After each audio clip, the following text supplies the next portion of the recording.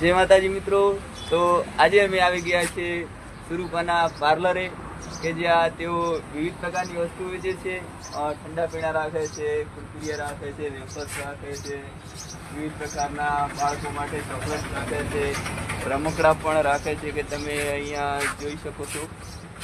રમકડા પણ રાખે છે અને સાથે સાથે તેઓ અહીં દેશી ગોળની ચા પણ બનાવે છે.